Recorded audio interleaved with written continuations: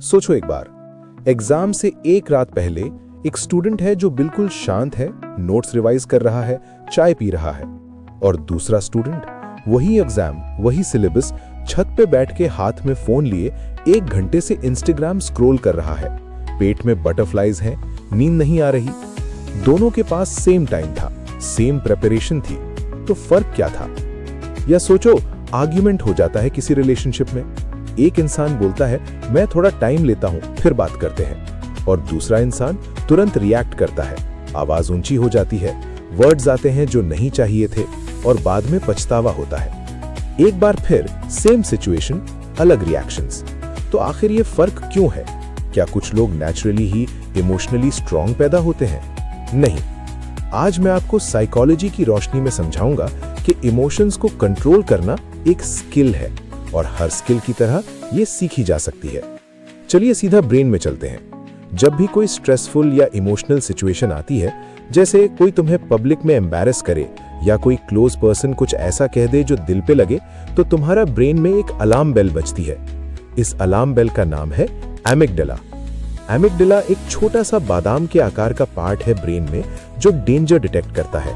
ये बोलता है खतरा, रिएक्ट करो। और इसके साथ आता है एड्रेनलिन, दिल की धड़कन तेज हो जाती है, मसल्स टेंस हो जाते हैं। ये सब होता है माइक्रो सेकेंड्स में।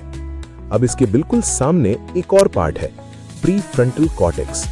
ये वो हिस्सा है जो सोचता है, प्लान करता है और डिसाइड करता है कि क्या सही है।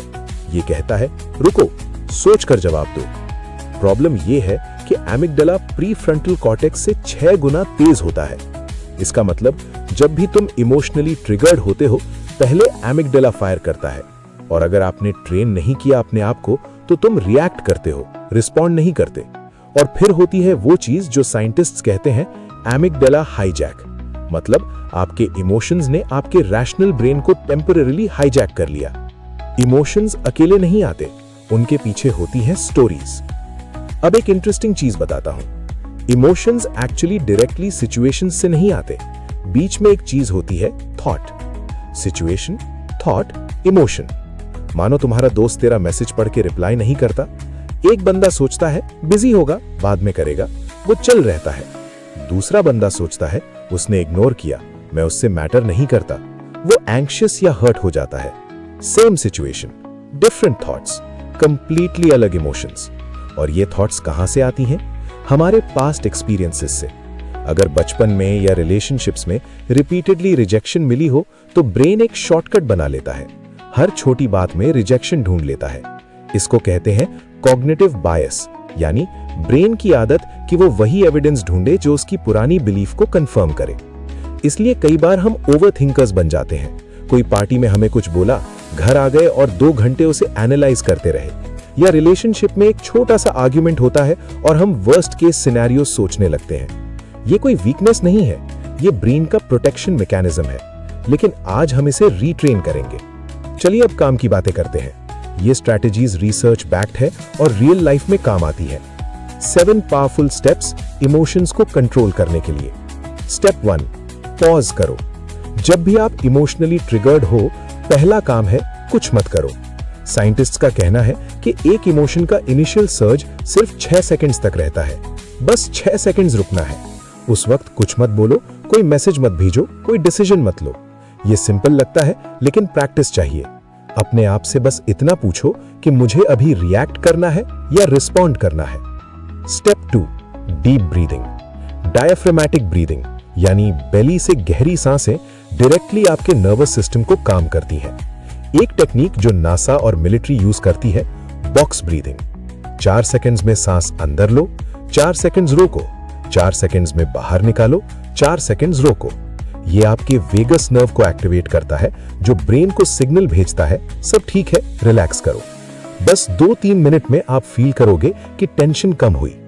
स्टेप 3, अपने ट्रिगर्स पहचानो। एक काम करो, 1 हफ्ता ऑब्जर्व करो खुद को। कब आप सबसे ज्यादा इमोशनली रिएक्ट करते हो, कब एंगर आता है, कब एंजाइटी होती है। एग्जाम के टाइम, जब लोग एक्सपेक्टेशंस रखते हैं, जब कोई कंपैरिजन करे, जब रिजेक्शन मिले। जब आप ट्रिगर जानते हो तो आप उसे एंटिसिपेट कर सकते हो, और एंटिसिपेशन ही एक पावरफुल कंट्रोल है। स्टेप 4, नेगेटिव थॉट्स को रीफ्रेम करो। ये कॉग्निटिव बिहेवियरल थेरेपी CBT की कोर टेक्निक है। जब नेगेटिव थॉट आए तो खुद से पूछो, क्या ये फैक्ट है या अजम्पशन? क्या वर्स्ट केस एक्चुअली कितना लाइकली है? अगर मेरा बेस्ट फ्रेंड इस सिचुएशन में होता तो मैं उससे क्या कहता? ये स्मॉल क्वेश्चंस आपके ब्रेन को एक डिफरेंट पर्सपेक्टिव देते हैं। इमोशन ऑटोमेटिकली शिफ्ट हो जाता है। Step 5, journaling. रिसर्च कह रही है कि सिर्फ 20 मिनट लिखना अपनी फीलिंग्स को इमोशनल प्रोसेसिंग में बहुत मदद करता है। आपको कोई डायरी नहीं चाहिए, फोन पे नोट्स में लिख दो। क्या हुआ, तुमने क्या फील किया और तुमने क्या किया या करना चाहिए था। ये सिर्फ वेंटिंग नहीं है, ये आपको अपने पैटर्न्स दिखाता है और अवेयरनेस ही सबसे पहला स्टेप है चेंज का।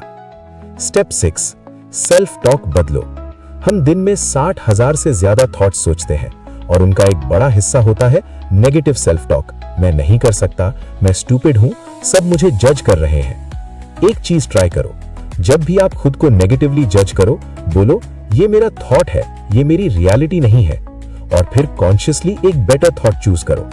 फेक पॉजिटिविटी मत करो, रियलिस्टिक पॉजिटिविटी करो। मैं नर्वस हूं, लेकिन मैंने पहले भी मुश्किल सिचुएशंस हैंडल की हैं। Step 7, mindfulness. 5 minutes daily. Mindfulness का मतलब है प्रेजेंट मोमेंट में रहना बिना जज किए। बस 5 मिनट के लिए अपनी सांसों पर ध्यान दो। जब माइंड भागे, जेंटली वापस लाओ। कोई ऐप यूज करो, हेडस्पेस, काम या यूट्यूब पे हिंदी गाइडेड मेडिटेशन। स्टडीज कहती हैं कि रेगुलर माइंडफुलनेस प्रैक्टिस से प्रीफ्रंटल कॉर्टेक्स लिटरली थिकर हो जाता है। मतलब आपका रैशनल ब्रेन स्ट्रॉन्गर बनता है। आपका ब्रेन बदल सकता है, ये साइंस है, मैजिक नहीं। अब एक बहुत पावरफुल कॉन्सेप्ट है, न्यूरोप्लास्टिसिटी। पुराना बिलीफ था कि ब्रेन एक बार डेवलप हो जाए तो चेंज नहीं होता, लेकिन न्यूरोसाइंस ने प्रूव कर दिया है ब्रेन प्लास्टिक की तरह फ्लेक्सिबल है। नए हैबिट्स, नए पैटर्न्स, नए न्यूरल पाथवेज बनाए जा सकते हैं किसी भी एज में। जब भी आप एक इमोशन फील करो और फिर भी चूज करो काम रहना, एक नया न्यूरल पाथवे बनता है। पहली बार मुश्किल होगा, दूसरी बार थोड़ा आसान, तीसरी बार और आसान। इस प्रिंसिपल को कहते हैं neurons that fire together wire together. मतलब जो आप रिपीटेडली करते हो, ब्रेन में वो डिफॉल्ट बन जाता है। तो अगर आप रिपीटेडली पॉज करते हो, ब्रीथ करते हो, रिफ्रेम करते हो, तो एक टाइम आएगा जब ये ऑटोमेटिक हो जाएगा। जब इमोशनल सिचुएशंस में भी आप इंस्टिंक्टिवली काम रहोगे। ये सुपर पावर नहीं, ये साइंस है। तो आज हमने समझा कि इमोशंस एक्चुअली एक ब्रेन प्रोसेस है, एमिगडाला और प्रीफ्रंटल कॉर्टेक्स का एक डायनामिक कॉन्वर्सेशन। हमने जाना कि थॉट्स ही इमोशंस क्रिएट करते हैं और थॉट्स बदली जा सकती हैं। हमने सीखा कि deep breathing, journaling, mindfulness, triggers पहचानना और सेल्फ टॉक, ये सब टूल्स हैं जो आपको इमोशनली इंटेलिजेंट बनाते हैं। और सबसे इंपॉर्टेंट, हमने जाना कि न्यूरोप्लास्टिसिटी की वजह से ये सब पॉसिबल है। आपका ब्रेन एक फिक्स्ड मशीन नहीं है, ये एक लिविंग, ग्रोइंग, रीवायरिंग सिस्टम है। इमोशनल कंट्रोल का मतलब ये नहीं कि तुम फील मत करो। इमोशंस इंसान होने की निशानी है। इमोशनल कंट्रोल का मतलब ये है कि तुम अपनी फीलिंग्स को एक्नॉलेज करो, उन्हें समझो और फिर डिसाइड करो कि आगे क्या करना है। ये स्किल स्कूल में नहीं सिखाते, लेकिन आज से तुम खुद सीखोगे। एक काम करो, आज रात अपना जर्नल खोलो, लिखो आज कब आपका इमोशन ट्रिगर हुआ और क्या आप 6 सेकंड रुक सकते थे। बस इतना। एक बार का एक छोटा सा स्टेप एक बड़ा बदलाव का शुरुआत है। अगर आज की वीडियो ने आपको कुछ नया सिखाया तो एक काम करो, लाइक बटन दबाओ अभी। सीरियसली, ये मुझे बहुत मोटिवेट करता है और लोगों तक ये वीडियो पहुंचती है जिन्हें इसका जरूरत है।